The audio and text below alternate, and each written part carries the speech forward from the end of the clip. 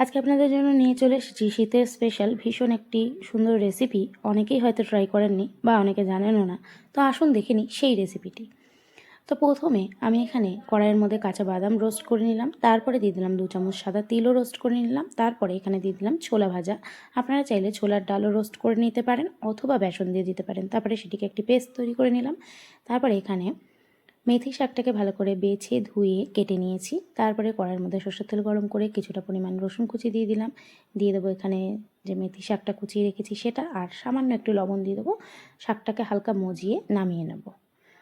দেখুন এরকম হয়ে যাবে। এবার শাকটাকে নামিয়ে নেব। নামিয়ে নিয়ে ওই কড়াইয়ের মধ্যে আবারও সরষের তেল দিয়ে দেবো। সরষের তেল দেওয়ার পরে এখানে দিয়ে দিলাম ফোড়নে সাদা জিরে। সাদা জিরেটাকে হালকা ভেজে নিয়ে দিয়ে দেবো এখানে রসুন কুচি। রসুন কুচি দেওয়ার পরে হালকা রসুন কুচিটাকে ভেজে নিয়ে এর মধ্যে দিয়ে দেবো 2টো মিডিয়াম সাইজের পেঁয়াজ কুচি। পেঁয়াজ কুচিটাকে ভালো করে ভেজে নেব। ভেজে নেওয়ার পরে এর মধ্যে দিয়ে দেবো 1 চামচ পরিমাণ আদা কুচি। দিয়ে আবারও কিছুক্ষণ নাড়াচাড়া করে নেব।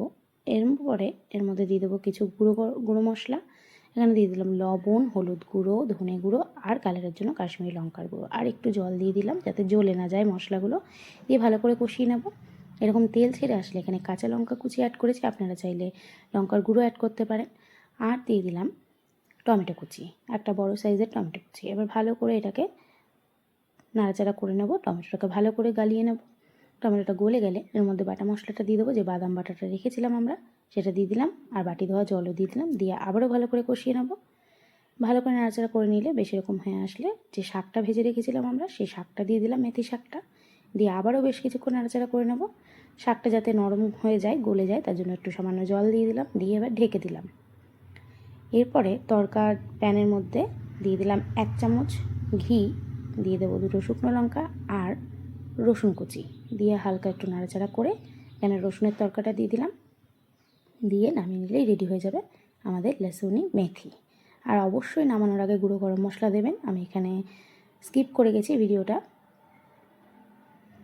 নেওয়া হয়নি। তো গুঁড়ো গরম মশলা ছড়িয়ে নামিয়ে নিলেই কিন্তু রেডি হয়ে যাবে আমাদের লেসুনি মেথি। তো কেমন লাগলো রেসিপিটি অবশ্যই জানাবেন।